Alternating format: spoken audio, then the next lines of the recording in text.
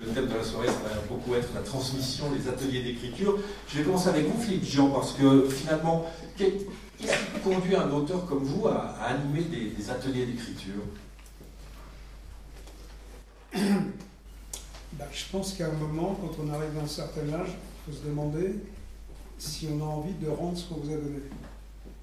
Et je trouve qu'il y a des écrivains qui, quand j'avais peut-être un peu même plus jeune qu'Antoine, ont changé ma vie.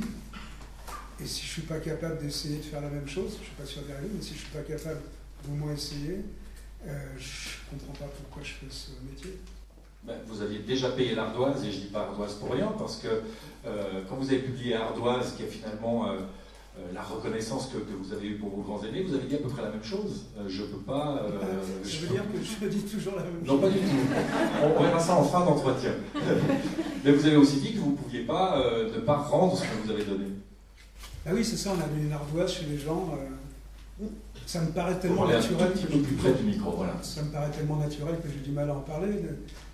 Oui, on m'a fait tellement de bien, si je ne suis pas capable d'en rendre un tout petit peu, je ne sais pas, je pense que ça sert à quelque chose. Les écrivains dans la société, on apprend à vivre ensemble, et les écrivains sont aussi importants que les journalistes, les boulangers, les garagistes, tout ça. Chacun doit amener sa pierre, sinon cette société n'a aucune chance de tenir debout.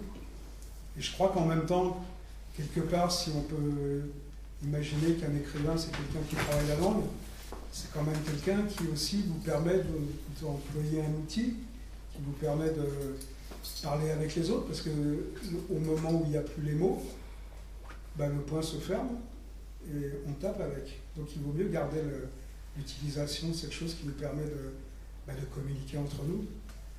Et en même temps, je trouve que la langue et le style, peut-être qu'il faut m'arrêter, parce que sinon... Non, attends. Que sans la langue, il n'y a pas de regard. Et que sans regard, il n'y a pas de pensée sur le monde. Et que sans pensée sur le monde, ce monde n'existe pas. On y reviendra à tout ça.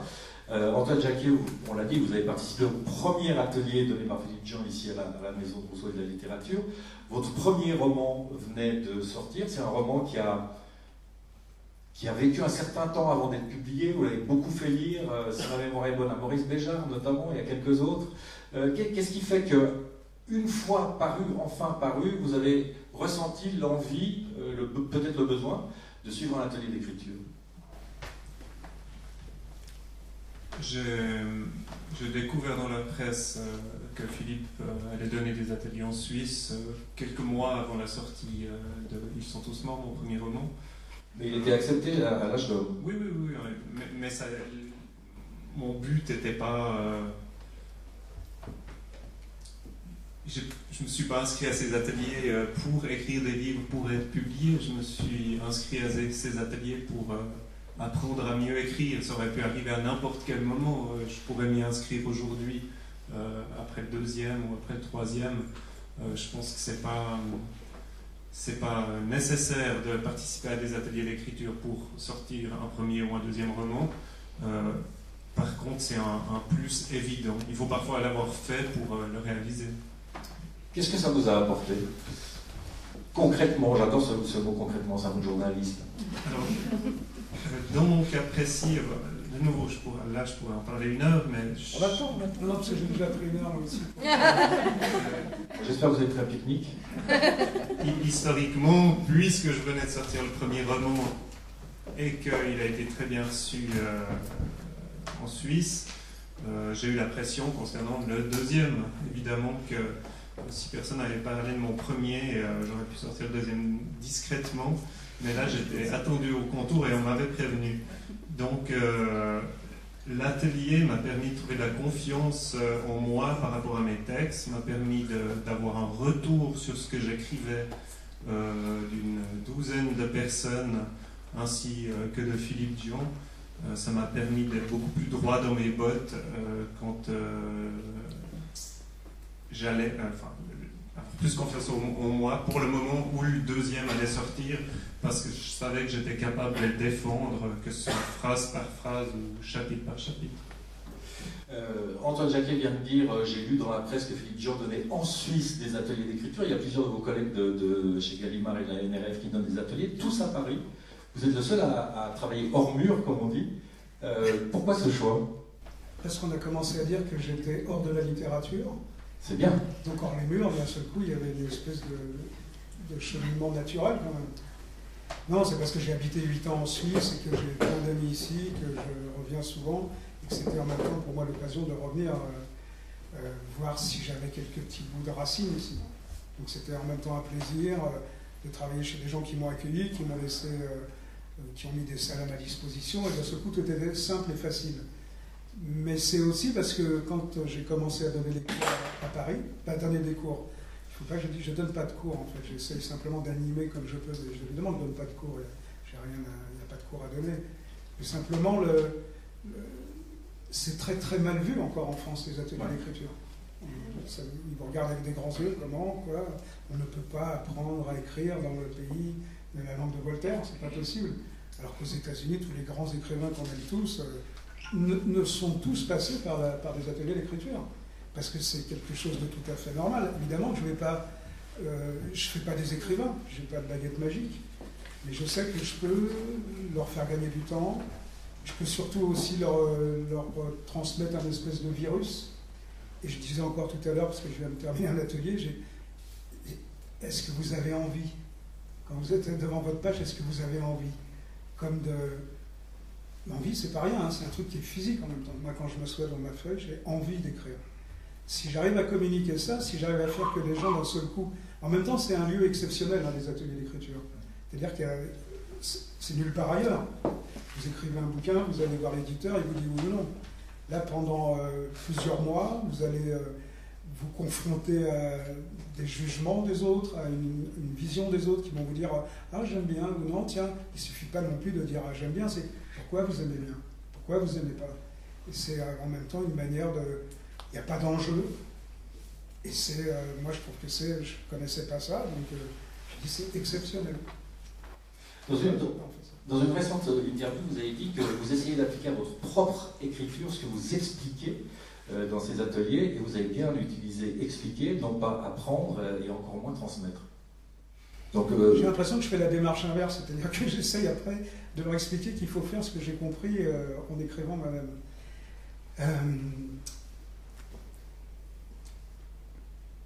C'est très très compliqué de dire, parce que quand on se rend compte à quel point c'est intime et ça peut être douloureux de ne pas être compris, de ne pas être lu, c'est très compliqué de dire la vérité aux gens. Et si je ne dis pas la vérité, ça ne sert à rien.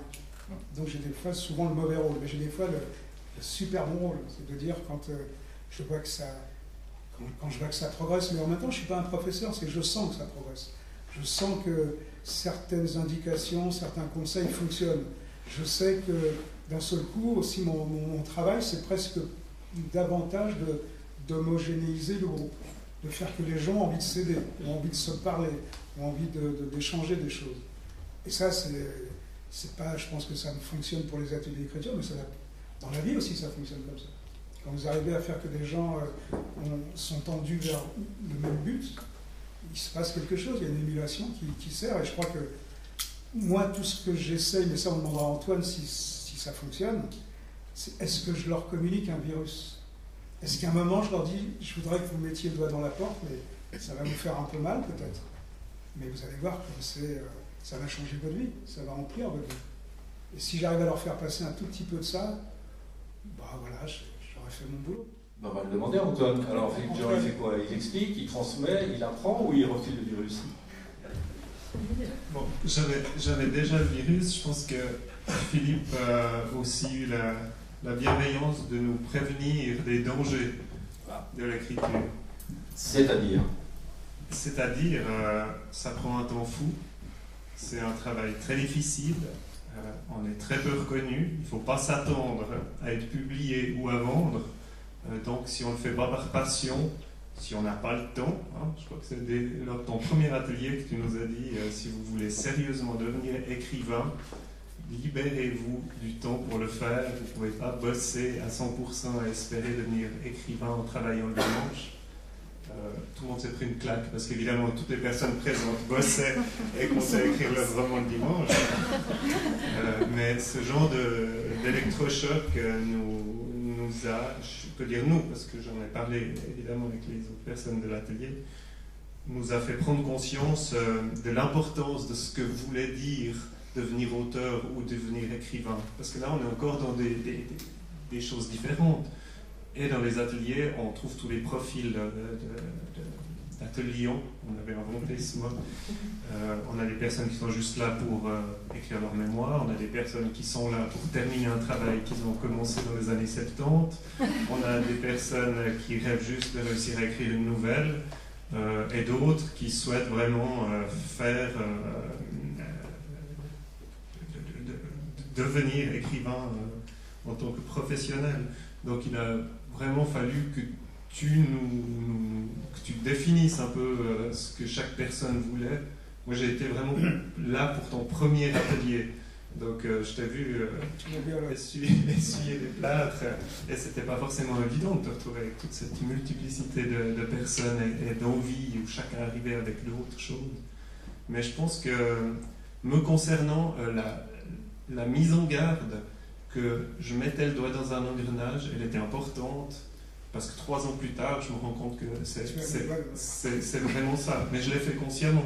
Mais je sais que ça engloutit par contre toute ma vie privée, ma vie avec ma mère, je la vois 2 fois par année depuis, alors que je la voyais chaque mois. Enfin, toutes ces choses-là, à mon job, on me fait remarquer que je suis peut-être un peu moins impliqué, ça prend une place folle, mais c'est un choix de se dire, tiens, j'ai peut-être une prédisposition à écrire, mais mine de rien, ça va me prendre 20 à 30 heures par semaine si je veux le faire du mieux possible. Il y avait aussi la notion de danger qu'il n'a pas relevé, mais je trouve que c'est... parce que j'ai aussi pu le remarquer, vous savez, c'est tellement intime le fait d'écrire quelque chose. C'est-à-dire que... moi, je considère un peu l'écriture, c'est un petit peu... Les artistes, un peu en général, c'est ça, mais surtout dans l'écriture, c'est que, par exemple, il y a une émotion, une vision, quelque chose, au-dessus, comme ça. Et ça doit passer par nous, et ça ressort quelque part. Et ce truc qui ressort, c'est un miroir qui peut être terrible. Il y a des gens, il n'y en a pas beaucoup, hein, je vous rassure, ceux qui sont intéressés par les ateliers, il n'y en a pas beaucoup, mais j'ai vu des larmes quand même. Des gens qui disent, j'arrive pas, ou c'est pas moi, ou ah bon, j'ai fait ça, c'est pas possible. Donc il y a cette idée de danger en même temps, mais c'est ce qui fait tout. C'est pour ça que j'avais appelé l'atelier Marcher sur la queue du tigre. C'était la seule indication que j'avais donnée, alors que les autres, chez Gallimard par exemple, expliquaient un petit peu ce qu'ils allaient faire et tout ça. Moi, comme je ne savais pas ce que j'allais faire, je disais, marcher sur la queue du tigre. Alors, vous pouvez imaginer ce qui se passe quand vous marchez sur la queue du tigre, hein, il y a 2 solutions. Soit vous prenez un grand coup de patte à travers la figure, et puis ça y est, vous êtes... ou soit le tigre se retourne et vous apparaît dans toute sa splendeur, et vous dites, waouh, j'aime ce mec, ce tigre. Donc c'est ça aussi le danger, et il fait partie de la beauté du truc. Est-ce qu'on ose se regarder en face? Il ne fait pas. Mais oui. Oui, moi j'ai vu. Je vais aller prendre un café. Juste 2 mots pour reprendre ce que tu disais. Moi j'ai vu des gens pleurer en atelier du simple fait d'écrire une page et ensuite de devoir la lire devant 12 personnes. C'est aussi un truc très particulier entre écrire seul chez soi et tout d'un coup montrer ce qu'on fait et le lire à haute voix encore plus. Du coup, extrapoler à publier, ce qui veut dire que tout un chacun va pouvoir acheter le livre et lire ce que vous avez écrit, c'est quelque chose d'énorme dont on n'a pas du tout conscience avant la publication du premier roman. Tout doit avoir un sens, tout est lié à la phrase. C'est une des choses que vous avez dites à propos de ces ateliers d'écriture. Vous avez dit on n'est pas là pour rigoler. Il faut que les choses... Oui, non, mais c'est pas le but premier, entendons-nous. En même temps, vous allez bien dire que dans vos romans, les histoires ne sont pas très importantes. Donc qu'est-ce qui fait sens? C'est l'angle, c'est la vue, c'est la vision. C'est où vous vous mettez pour regarder quelque chose que tout le monde peut voir. Est-ce que vous vous mettez à vous battre avec vos appareils, vous prenez le même axe, ou alors vous faites un pas de côté et vous commencez à regarder les choses différemment. C'est un peu ça l'idée. C'est notre vision du monde. Moi, c'est une impression que j'ai eue quand je me souviens de certains auteurs, en particulier, je ne sais pas, Salinger, Carver, etc. J'avais l'impression qu'ils prenaient mon regard comme ça, puis tout doucement, ils le tordaient un peu. Donc je voyais le monde d'une drôle de manière. Je disais, tiens, en plaisantant, j'avais dit, par exemple, c'est Raymond Carver qui m'a appris à traverser la rue. qu'avant je ne savais pas traverser la rue, parce que d'un seul coup, il m'a montré que je pouvais avancer mon premier pas d'une certaine manière, parce que j'avais dit que Holden Caulfield, quand il avait l'occasion de traverser la rue, c'était une angoisse incroyable. Moi, je sais que ces gens-là, ils m'ont aidé. On n'est pas pareil. Quand on s'est nourri, on est tous que la somme des choses qui nous ont passionnés, émus et tout ça. Donc vous n'êtes pas la même personne. Quand vous faites la somme de tout ce qui vous a fait frémir, de tout ce qui vous a soulevé, élevé, vous n'êtes plus la même personne. Donc tout ce que vous faites prend une autre signification et vous regardez les choses différemment. Mais du coup, le style, la phrase, c'est ce qui porte ce sens? Je ne vois pas trop quoi d'autre. C'est ça le problème que j'ai. Je dis toujours, mais moi, l'histoire m'intéresse très très moyennement. Et à ce moment-là, après, j'ai un coup de fil de mon éditeur Antoine qui me dit, mais pas Antoine lui, mais Antoine Mélinard qui me dit, arrête de dire ça, arrête. Il y a des histoires dans tes bouquins. Je dis, oui, mais elles n'ont aucun intérêt. C'est comme si je réécrivais Roméo et Juliette. Aujourd'hui, je veux bien réécrire Roméo et Juliette. Je regarderais différemment. J'aurais mis au point un style qui me semble plus adapté à ce que je vois. Et donc voilà, l'histoire, on s'en fiche quelque part. Céline disait, si vous avez des histoires, vous avez qu'à acheter les journaux, il y en a plein dans les journaux des histoires. Donc voilà, oui, il y a des histoires. Alors autant qu'elles soient drôles. Et par exemple, quand on voit aujourd'hui que tout ce qu'on regarde à la télé d'intéressant, c'est souvent quelques séries qui sont vraiment très très bien fichues, on se dit que tous les grands problèmes existentiels sont abordés. Vous pouvez regarder Breaking Bad, Les Sopranos, tout ça. Tous les grands problèmes sont évoqués. Donc pourquoi, en même temps, faire que vous allez prendre un personnage et puis vous allez faire marcher de droite à gauche sur la plage pendant 400 pages? Si vous pouvez en même temps utiliser ce que les Américains appellent entertainment, pourquoi pas cette idée qu'on peut en même temps se divertir? C'est pas vulgaire, c'est pas sale de se divertir. Et je pense que ça peut en même temps ouvrir la littérature à des gens qui, a priori, disent « Oh, la littérature ». Mais non, la littérature, venez voir un petit peu. Je parlerai tout à l'heure peut-être d'un truc que je suis en train de mettre au point, un site internet, pour dire il y a un moyen aujourd'hui d'intéresser des gens qui, a priori, se disent « Oh, il y a autre chose que la littérature ». Il faut jamais faire des promesses et laisser attendre les gens, donc on va en parler tout de suite. Mais Antoine, il a rien à dire. Oui, mais je vais revenir à Antoine, pas de souci, j'ai beaucoup de choses à lui demander. Ce site, c'est pour 2017, et il va fédérer un certain nombre d'artistes, toutes disciplines confondues. Ouais, c'est parce que la France est invitée d'honneur en 2017 à la foire de Francfort, et ils sont venus me demander s'il y avait quelque chose dans les paniers, dans les valises.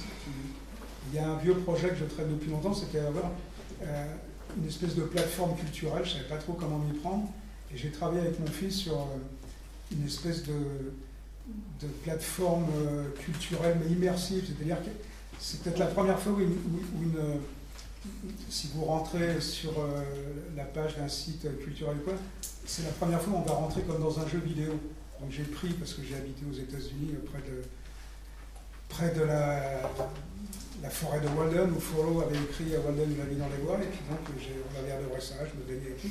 Donc c'est quelque chose où vous allez vous promener dans la forêt, c'est-à-dire que vous allez rentrer dedans, il y aura des chemins, il y aura des grottes, il y aura des écrivains résidents, la musique sera traitée sous-marine, il y aura des choses sous l'eau, il y aura des choses dans les bois, dans les arbres et tout ça, mais il y aura en même temps un parcours et une déambulation. Et je pense qu'il y a plein de gens qui ont envie aujourd'hui d'avoir autre chose que de leur mettre un truc statique devant les yeux. Et voilà, donc cette idée de mettre en avant la langue française pour le site, c'était aussi l'idée de leur dire, attendez, la langue française pour moi elle n'existe pas, elle a de l'intérêt aujourd'hui que si je vois des correspondances et des passerelles entre ce que j'écoute, ce que je vois, ce que j'écris et ce que je regarde. Voilà, c'est ça. C'est en même temps de la musique, c'est en même temps... Ma langue, elle bouge parce que j'écoute de la musique et parce que j'ai des images aujourd'hui. Donc l'idée, c'est ça, c'est proposer autrement une manière de s'enrichir. Déjà, j'arrête. C'est au tour d'Antoine maintenant. Je vais revenir à cette affaire de regard, parce qu'elle me paraît importante. Et c'est vrai que j'ai lu vos deux romans, ils sont tous morts, le premier avec Les Chiens, le deuxième, et je me disais, il y a un truc qui a changé dans son écriture. Et en fait, je crois que c'est pas dans l'écriture que ça a changé, c'est le regard. Vous avez l'impression d'avoir changé la façon de regarder. Alors, je n'ose pas dire vos histoires, parce que peut-être qu'il n'y en a pas. J'ai du mal à répondre. J'ai écrit avec Les Chiens de manière beaucoup plus consciente. Hein. Mon premier roman est vraiment un premier roman qui a été écrit manière très spontanée, sans savoir que j'allais le publier au bout du compte. Tandis qu'avec les chiens était écrit en pensant que j'allais le publier et en le réfléchissant vraiment comme un roman. Concernant le regard, moi j'ai du mal à m'exprimer là-dessus. Surtout que avec les chiens est très particulier, vu que j'avais un sujet très dur qui était l'histoire d'un sadique qui enlève des enfants et les pères qui veulent se venger. Donc le livre commence à la libération du sadique de prison et les pères du coup qui se disent qu'est-ce qu'on fait aujourd'hui? On avait juré de se venger et se découvre incapable de le faire, donc c'est tout ce tiraillement. Donc le sujet était tellement fort que j'ai pas fait une grande réflexion sur la société, par exemple, alors que je le fais avec beaucoup de plaisir pour ce qui sera le troisième. Quoique, la société du spectacle. Mais mon regard, comme en parle Philippe, j'ai pas le recul pour en parler. Alors, je vais essayer de vous aider parce que c'est vrai que c'est un sujet compliqué. On va expliquer en 2 mots de quoi il s'agit. Vous nous expliquez ou vous nous interrogez sur quelle est la position de 3 pères d'enfants qui ont été abusés par un sadique, qui se sont fait la promesse que si ce sadique sortait de prison, il le tuerait. Ils sortent de prison. Et vont-ils tenir leur promesse ou pas? Alors il y a toute une série de choses qui arrivent après. Il y a un de ces 3 pères qui est journaliste, qui suit ce fameux sadique. Et notamment dans ces scènes de filature, je trouve que le regard est très différent par rapport à votre premier roman. Voilà typiquement un exemple concret où je trouve que le regard a changé. Oui, mais mes personnages sont différents. Dans le premier, c'était un jeune de 18 ans complètement éclaté. Dans le deuxième, c'est 3 pères aux personnalités bien distinctes qu'on suit, on marche avec eux vraiment dans leur souffrance. Le regard, je pourrais peut-être parler de la manière dont j'ai regardé ce fait divers, qui n'en est pas un, parce qu'il n'a pas existé, mais le choix de regarder cette affaire au travers des yeux des pères, ça c'est une manière de poser un regard différent sur toutes les affaires de sadiques qu'on a pu lire jusqu'ici. Alors je n'ai pas tout lu, je ne suis pas un spécialiste, mais il me semble que c'était quand même assez singulier. Philippe a envie d'intervenir? Oui, parce que je pense qu'il y a quelque chose qui est moins visible. Mais je pense que par exemple, travailler la langue, comme j'essayais tout le temps de dire, travailler la phrase, que ça déjà, ça change la vision. Quand tu es en train d'essayer de voir comment une phrase fonctionne, est-ce que sa vibration est intéressante ou quoi, ton regard automatiquement commence à bouger et à changer. Et je suppose qu'il y a des scènes, peut-être même sans t'en rendre compte, mais ça c'est encore... c'est la grâce. Hein. Et sans t'en rendre compte, la scène, elle change d'elle-même, si tu veux. À partir du moment où tu mets en place un style et un rythme particulier, la scène va se colorer d'une manière particulière.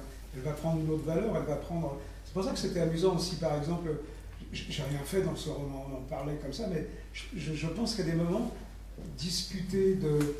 Tiens, cette scène-là, comment on pourrait la regarder autrement? Est-ce que ça va être la première personne? Ou est-ce que ça va être en style indirect? On essaye des choses. C'était cette idée aussi que les ateliers, c'est comme des laboratoires un peu. On essaye, on est là pour essayer, il n'y a pas d'enjeu, sinon celui de s'améliorer. Donc voilà, je pense que d'un seul coup, mettre le projecteur sur le style en disant regardez si une phrase, est-ce qu'elle vous sourit cette phrase ou pas? Est-ce qu'elle a envie, est-ce qu'elle en appelle une autre? Je veux dire, après, c'est pour ça que je dis toujours que c'est le style qui induit l'histoire. C'est pas l'histoire qui induit le style.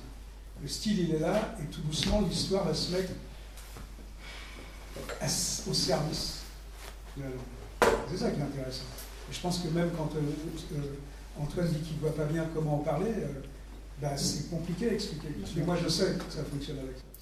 Alors, moi, je trouve même modeste parce qu'il dit j'ai vu cette histoire à travers les yeux de ces 3 pères, mais vous la voyez aussi à travers les yeux des mères, qui jouent un rôle extrêmement important. On ne va pas tout raconter, mais là aussi, le style change quand vous parlez des mères. Et puis, il y a le narrateur, je lève un tout petit bout du voile, mais le narrateur, c'est celui qui a passé entre les mailles du filet, celui qui n'en est pas mort. Et là encore, c'est un regard différent. Donc, ces regards, ils sont importants. Ils sont extrêmement importants par rapport au ressenti à la lecture, évidemment.